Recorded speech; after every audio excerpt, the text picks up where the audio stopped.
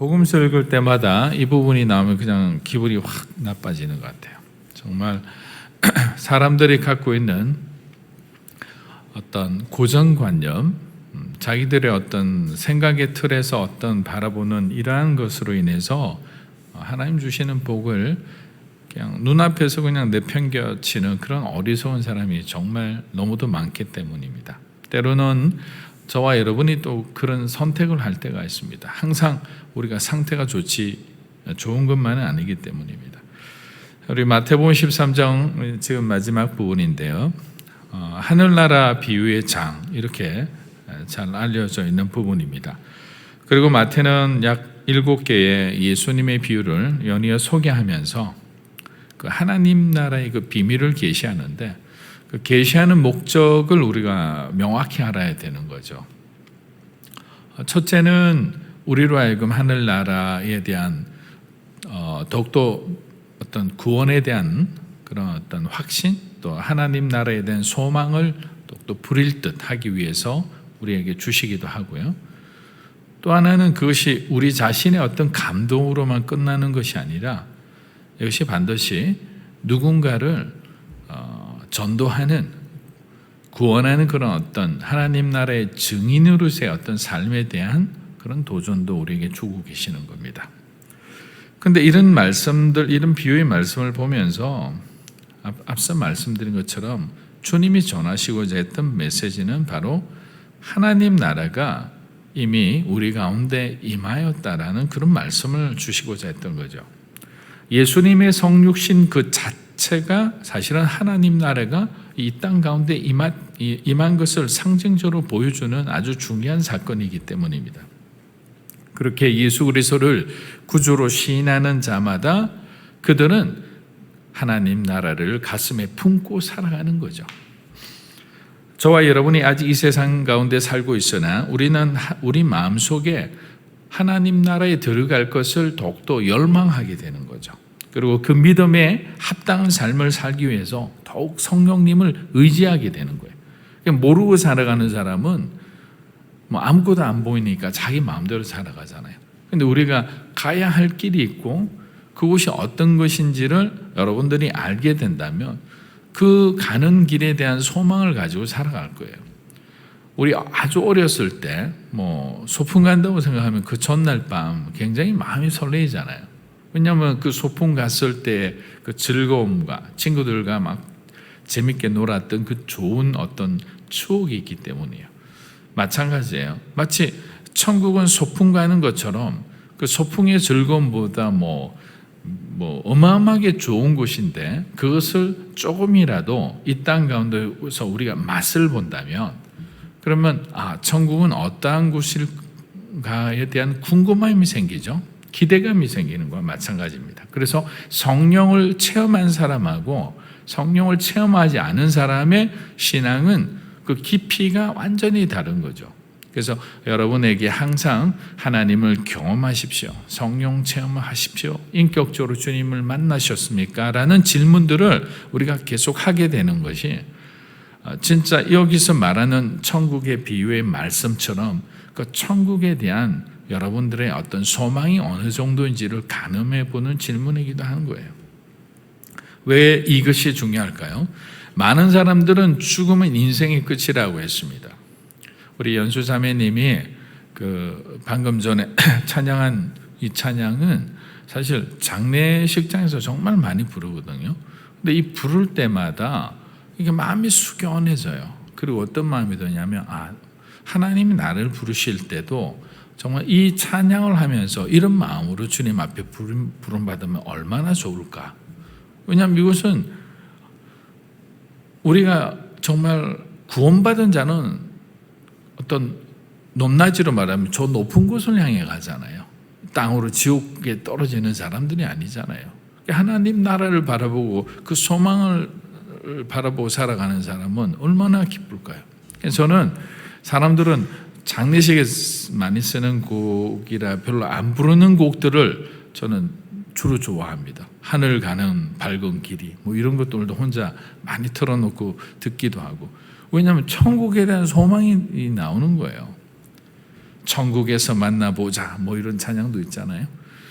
그런 곡들은 결국에는 그냥 정신없이 살아가다가 어느 날 갑자기 정신을 번쩍 들게 하는, 내가 이 세상 사람이 아니라 하나님 나라의 사람이지, 내가 가야 할 길이 따로 있지, 그런 생각을 하게 되면 갑자기 주변에 그동안 내가 그렇게 막 집착하고 붙들려고 애써던 그런 것들이 너무 무의미하게 느껴지는 거죠. 그래서 자유하게 되는 거예요.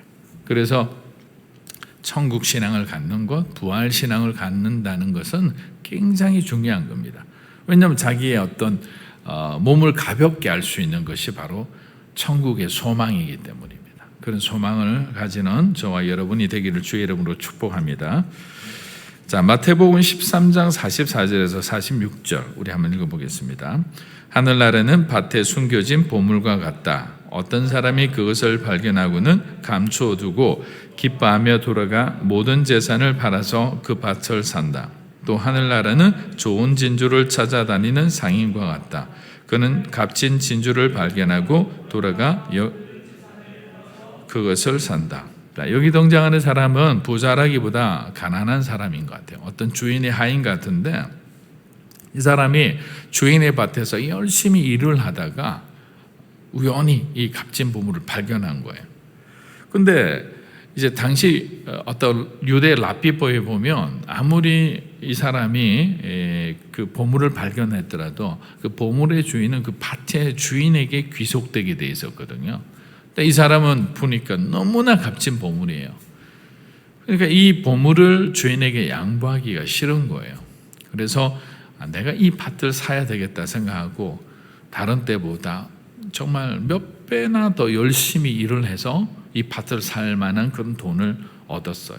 그리고 그 밭을 사고 그 보물을 소유했습니다. 혹자는 이런 말을 하기도 해요.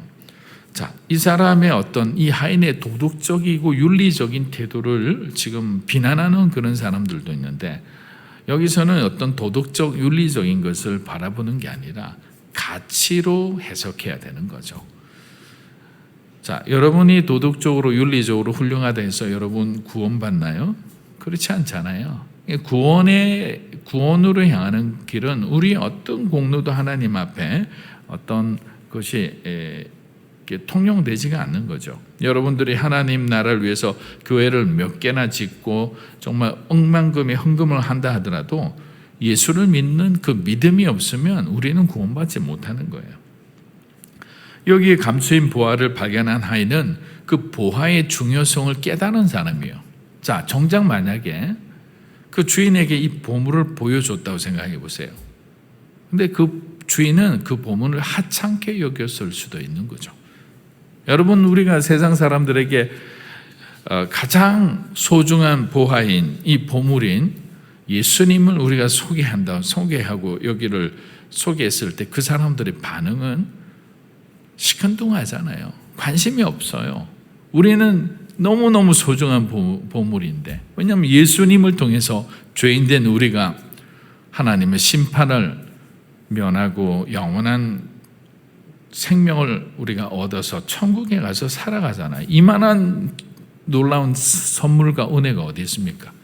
근데 그 사람들은 그 보물을 보고도 깨닫지 못한 사람들에게는 더 이상 보물이 아닌 거예요. 하지만 이 하인은 그 보물의 가치를 알았던 거야. 그래서 그 가치에 자기 인생을 올인한 거죠. 마찬가지입니다. 여러분이 인생을 살다가도 꼭 우리 주님과 관련되지 않더라도 하나님이 여러분에게 주신 어떤 사명들을 여러분들이 발견하게 될 때가 있어요. 그런데 어떤 사람은 그 사명을 사명 그대로 주님의 관점에서 바라보지 않고 어떤 세상의 어떤 계산기로 두들기다 보면 그 사명은 하찮은 것이 되는 거죠. 부끄러운 것이 되는 거죠. 내가 이 일을 하기 위해서 태어났나? 하나님 나에게 더 좋은 것을 주세요. 근데 그 더 좋은 것이라는 기준은 자기인 거죠.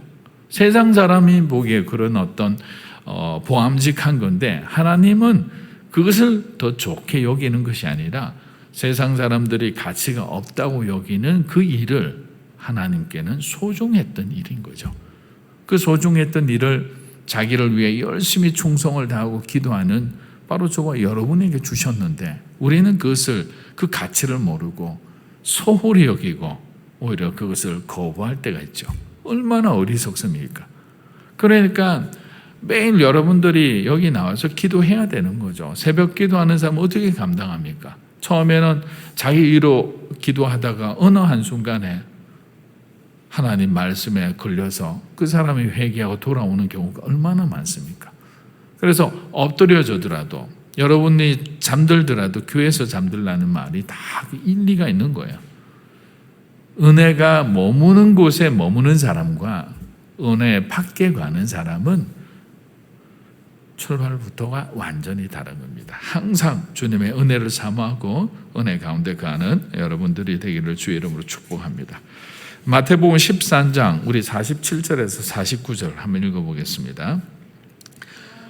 하나님 나라는 바다에 던져 온갖 물고기를 잡는 그물과 같다. 그물이 가득 차면 어부들은 그물을 물가로 끌어내고는 앉아서 좋은 고기는 바구니에 담고 나쁜 고기는 버린다. 세상의 끝도 그렇게 될 것이다.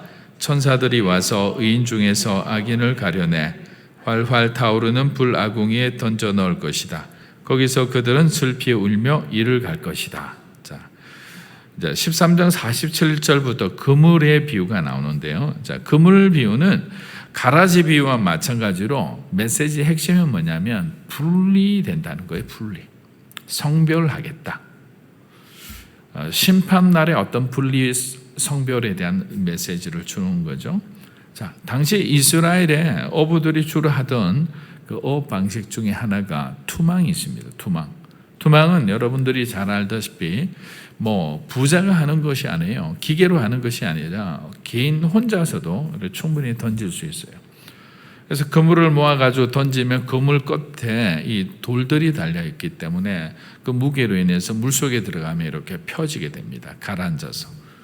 그래 물고기가 들었다고 생각하면 이제 어부가 그것을 당기기 시작하면 그 끝에 있던 그 돌들이 하나로 모아지면서 도망가지 못한 이 고기가 이 투망 안에 잡혀서 올라오는 거죠. 근데 이 잡혔다는 것도 중요하지만 더 중요한 것은 잡힌 고기를 하나하나 쌓아놓고 항구에 도착했을 때 어부는 좋은 고기와 나쁜 고기를 분리한다는 것이 중요한 거예요. 마치 이건 예수님의 어떤 심판의 비유하고 마찬가지인 거죠. 좋은 고기라는 것은 예수를 믿는 자들 거예요. 나쁜 고기라는 것은 예수님에 대한 복음을 들었어도 끝까지 거부하고 자기 마음대로 세상의 어떤 법대로 살아간 사람들, 이런 사람은 구원의 대열에서 이탈한 사람이죠. 구원받지 못한 사람이죠. 여기서 중요한 것은 어부가 그물질하는 시간이 있고요. 그물질하고 난 뒤에 잡혀진 물고기를 분리하는 시간이 반드시 찾아온다는 거예요.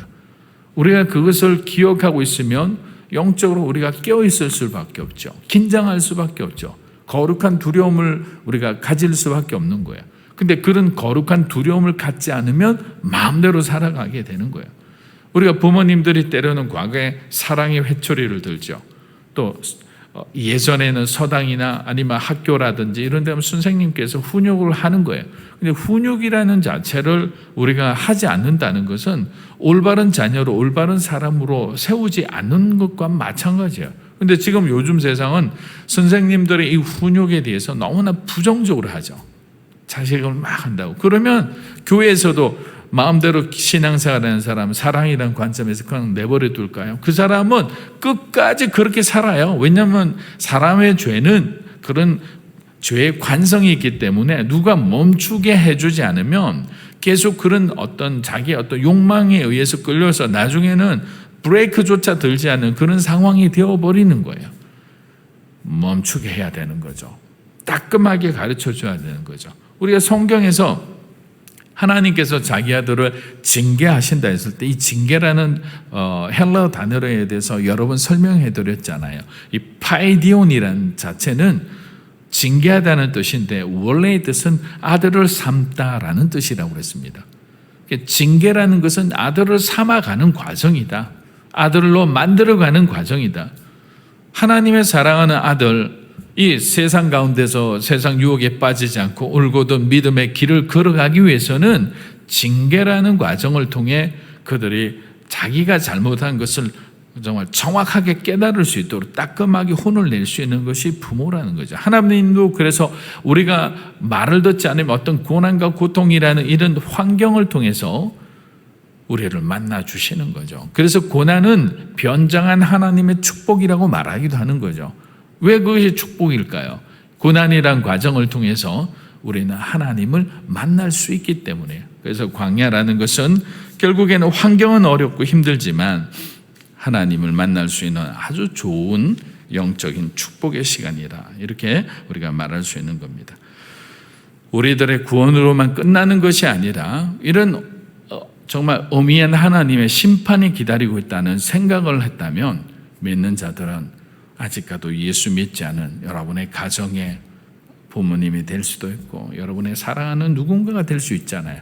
그 사람에게 우리는 끊임없이 최선을 다해 복음을 전해야 되는 것입니다. 그런 복음으로 충만한 주님의 증인이 되는 삶을 살아가는 믿음으로 사는 교회 여러분이 되기를 주의 이름으로 축복합니다. 자, 마태복음 13장 54절에서 55절 한번 읽어보겠습니다. 고향으로 돌아가 유대 사람의 회당에서 사람들을 가르치기 시작하셨습니다. 사람들이 놀라 물었습니다. 이 사람이 어디서 이런 지혜와 기적을 행하는 능력을 얻었는가? 이 사람은 한낱 목수의 아들이 아닌가? 어머니는 마리아이고 동생들은 야고보와 요셉과 시몬과 유다가 아닌가?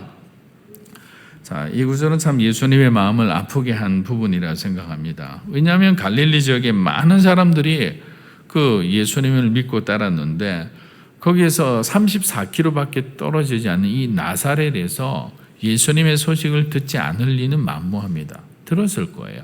어마어마한 기적이 일어났다는 거. 예루살렘 200km가 넘는 예루살렘까지도 예수님의 소식이 들려졌는데 뭐 40km 해봐야 여기서 얼마 되지도 않잖아요. 성인 남자가 열심히 걸으면 하루 만에 당도하는 거리인데 그런데 그 사람들은 옛것을 지키고자 했던 사람이에요. 자기의 전통을 지키고자 했던 거죠.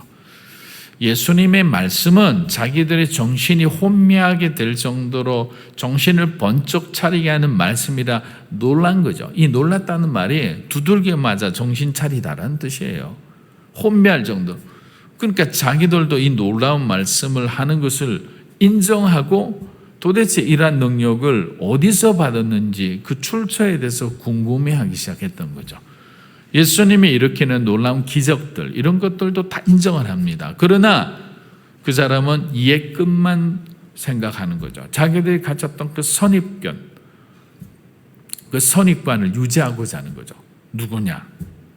목수의 아들, 요셉의 아들이 아니냐? 엄마가 마리아가 아니냐? 다른 말로 하면 저 사람은 평범한 사람인데 저 사람이 이런 역할을 할 수가 없다라고 이미 편견을 갖고 있는 거예요. 여러분 우리가 선입관을 갖게 되면 그거는 편견으로 이어집니다. 이 편견을 가지게 되면 사람들을 편애하게 돼 있어요. 근데 우리 창세기 보면 이 편애의 어떤 비극적인 가정사를 우리는 아브라함 누구죠? 그 야곱 이삭을 통해서 또 야곱을 통해서 우리가 잘 알 수 있잖아요. 그러니까 부모의 어떤 잘못된 편애는 갈라지게 하는 거죠. 가정을 무너지게 하는 거예요. 마찬가지로 편견도 공동체를 무너뜨리게 하는 거예요. 서로가 올바른 생각을 갖고 있지 않은 거죠. 그 사람을 막 괴물을 만들어 놓고 볼 때는 그렇지 않지만 뒤에서 수군수군대고 그 이야기를 들었을 때 얼마나 또 속상할까요?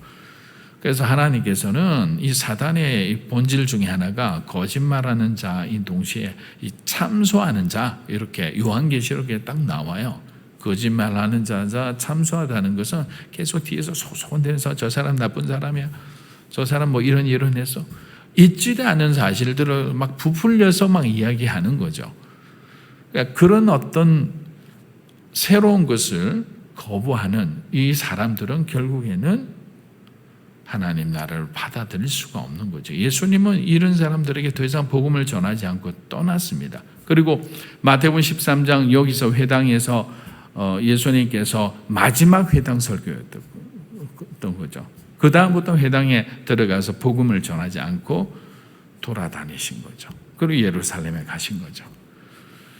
우리에게 기회가 있을 거예요. 예수님이 회당에서 찾아왔을 때 우리는 아무 생각 없이 회당 끝에 앉아 있는 사람일 수도 있어요. 그런데 그 순간에 대부분의 사람은 새로운 것을 거부했지만 여러분들 중 어떤 한 분이 예수님의 말씀에 눈이 떠지고 가슴이 열리고 자기가 죄인인 것을 깨닫고 하나님 앞에 엎드려지고 헌신했을 때 그 사람의 인생은 새로운 인생이 되는 거예요. 영원한 생명을 축복으로 받는 정말 변화와 성숙에 걸맞는 삶을 살아가는 사람이 되는 거예요. 만약에 그렇지 않고 예수님 자기의 어떤 옛것의 관점으로 계속 본다면 예수님을 배척할 수밖에 없는 거죠. 근데 여기서 배척하다는 단어는 헬라어로 스캔들이란 뜻입니다. 여러분 어떤 스캔들이 일어났다는 것은 부정적인 거죠. 자기들의 입장에서는 예수님의 등장은 스캔들에 불과한 거예요. 불편한 진실인 거죠. 사람들에게 그냥 보여주기 싫은, 감추고 싶은 일들인 거죠.